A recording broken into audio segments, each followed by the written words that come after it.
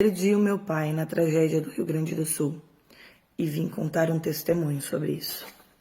Eu sou a Nila e hoje eu vim relatar para vocês como Deus nos avisou que levaria o meu pai e como meu pai faleceu nessa tragédia do Rio Grande do Sul. Então não sai daí, escute todo o vídeo para que você entenda o que eu estou falando. Não tente adivinhar, não tente supor nada e não tente achar que é loucura da minha cabeça, porque não é, foi real e eu tenho que compartilhar isso com vocês.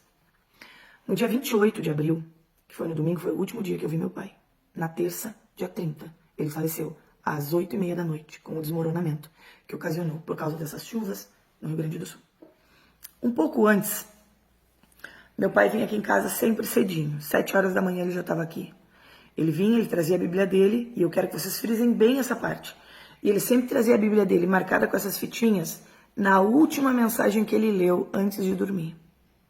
Tá? Pra gente conversar sobre isso. Meu pai é evangélico desde 1994 ou 96, não tenho bem certeza. Semanas antes do acontecido, o meu pai chegou e falou assim pra mim, ele estava bem assim, pensativo, meio choroso, e ele disse pra mim assim, nega, Deus falou comigo essa noite. E eu digo, como assim, pai? Ele falou, Deus falou em sonho comigo essa noite. Eu vi o pastor que me batizou, e ele estava com um rodo, puxando água debaixo da minha cama. Em um dado momento ele olhou pra mim e disse, João, que era o nome do meu pai, o Senhor mandou te dizer que vai te levar dentro dos próximos dias. E meu pai se acordou com aquilo ali. E meu pai era o cara que ele orava tipo 3, 4 horas na madrugada. Ele era assim, era fora. Eu nunca vi uma pessoa orar tanto como meu pai orava. Era copiosamente as orações dele. E meu pai tinha muito essa coisa, tipo, Deus me falou, Deus me disse, sabe? E eu creio piamente nisso, tá? E o meu pai, ele tinha esse contato com Deus, assim, de pô, Deus falou isso comigo, tá? Bom, enfim, vamos lá. Aí eu tentei amenizar aquela situação, o dia passou, tudo certo. Dia 28 de abril, que foi o último dia que eu vi meu pai, foi num domingo, meu pai chegou e ele tava bem abalado, assim, bem abalado. E ele chegou aqui, meu marido estava dando estudo para um rapaz, porque a gente tem célula, então a gente faz discipulado aqui em casa. E ele chegou, meu marido falou com ele, ele disse, é a última vez que eu tô vindo aqui, Thiago. E meu marido ficou assim e tal, conversou um pouquinho com ele, depois ele subiu lá pro ateliê e os rapazes ficaram aqui.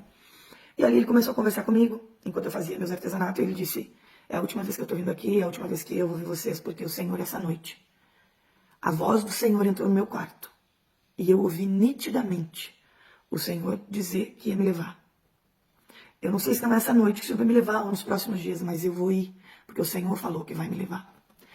E uma das maiores preocupações do meu pai, que ele frisou nesse dia, como ele frisou nos dias anteriores, era, eu só peço que se Deus me levar, que ele leve os meus animais junto comigo. Meu pai tinha 2 cães e 3 gatos, meu pai era apaixonado por bicho, vocês não têm noção. Ele era assim, se ele pudesse resgatar todos os animais, ele resgatava, sabe?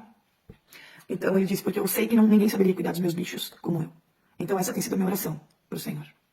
E ele estava muito triste, como se ele estivesse se despedindo mesmo, e ele estava. E ele falou para os meus filhos que o vô não ia poder vê-los crescer. Falou para minha filha na mesa, na hora do almoço.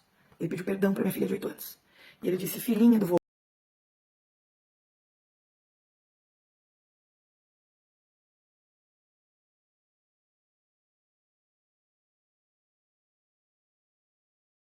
nas lágrimas, né?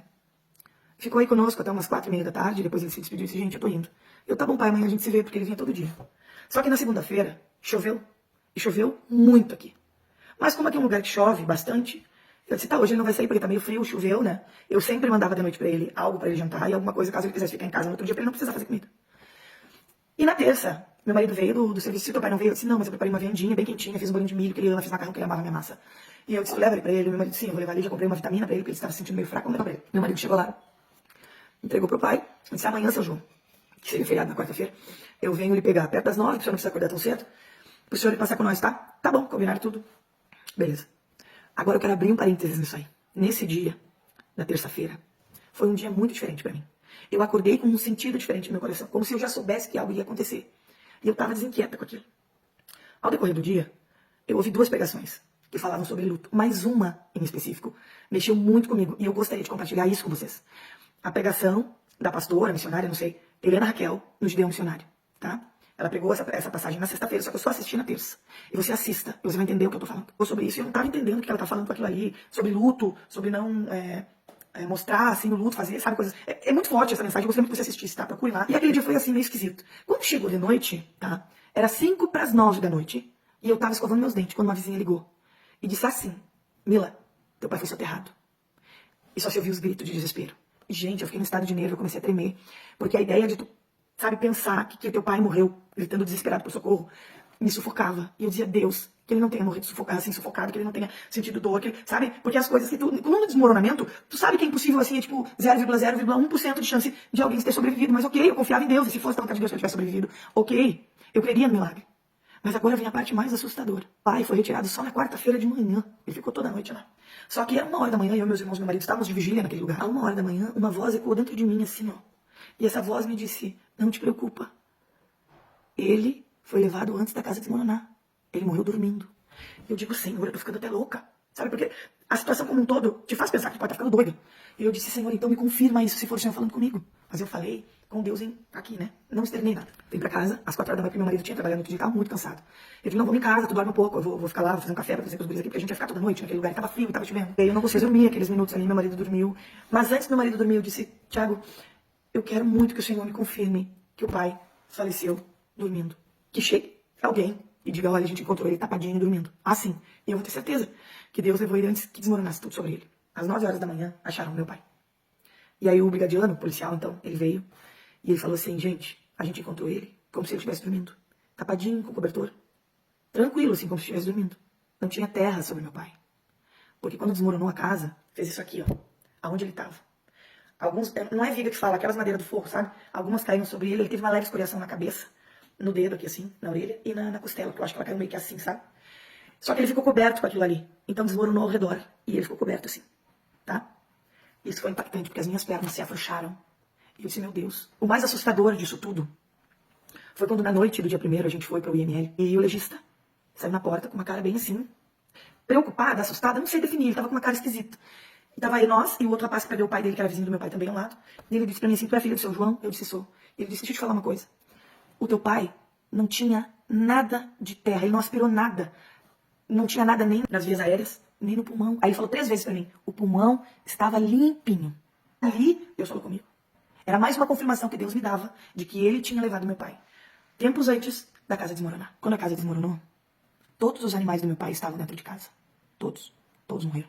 Lembra que eu falei que ele pediu pro Senhor levar os animais dele? Então, foi extremamente assustador. E me deixou pensando alguns dias. Pedi para os moradores dali que se eles encontrassem a Bíblia do meu pai, que eles guardassem, porque para mim tinha um valor sentimental gigante, visto que todos os dias de manhã a gente meditava nela juntos. Eles acharam a Bíblia do meu pai e do jeito que eles acharam, eles deixaram. E a Bíblia do meu pai estava aberta. E agora vocês vão perguntar assim, como tu sabe que estava aberta neste capítulo? E não foi tu que abriu. Porque toda noite, antes de dormir, lembra que eu falei? O meu pai marcava onde ele leu, para ele não perder. E assim ele fez. E eu vou mostrar a Bíblia para vocês agora. Ó, tem muito cuidado porque ela ainda está úmida. Eu tô secando ela ainda, mas ela ainda está úmida. Ó, tá vendo? Tá aqui a Bíblia, olha que estado que ela tá. Ó. É uma Bíblia nova que ele comprou ao barro. Tá? E a passagem, Jeremias, ó, tá? E é Jeremias 47. E eu vou ler para vocês o que diz em Jeremias 47. Assim diz o Senhor, eis que do norte se levantam as águas e se tornarão em torrente transbordante, inundarão a terra e a sua plenitude, a cidade e os seus habitantes. As pessoas gritarão por socorro e todos os moradores da terra se lamentarão. Avisou meu pai que faria. E não permitiu que meu pai passasse pelo desespero, pela dor. Porque depois eu descobri que quem estava gritando por socorro era o vizinho, que graças a Deus foi resgatado com vida. Mesmo na morte, o Senhor, ele se faz presente. E às vezes a gente não entende por que a gente passa por certas situações. Eu não entendi por que Deus levou meu pai no coração. 72 anos mais lúcido, saudável. Um avô maravilhoso. Para mim sempre foi um pai fantástico. Apesar de todas as dificuldades que ele tinha, da época dele, ele me criou da melhor maneira. Hoje eu entendo que existe um propósito nisso tudo. E um dos propósitos é eu estar aqui hoje falando com você. O Senhor, ele tem nos alertado que a vinda dele está muito próxima. E nós, talvez agarrados a coisas materiais, ocupados com a nossa vida cotidiana, com a nossa rotina, que muitas vezes nos afasta de Deus. Nós que muitas vezes esquecemos hoje de ler a palavra de Deus e trocamos por um celular para poder assistir vídeo, para poder ouvir uma música. Mas deixa eu te falar uma coisa, a volta de Cristo é real. E você, que não conhece, que não entende, pode rir de mim, não tem problema. Eu sei o que eu vivi. E eu sei que a vinda de Jesus é real. E eu quero dizer para você, eu não sei a quantas pessoas esse vídeo vai chegar, mas eu quero te dizer, organiza o teu altar. Arruma o que tem que ser arrumado. Porque o Senhor está levando muito dos seus.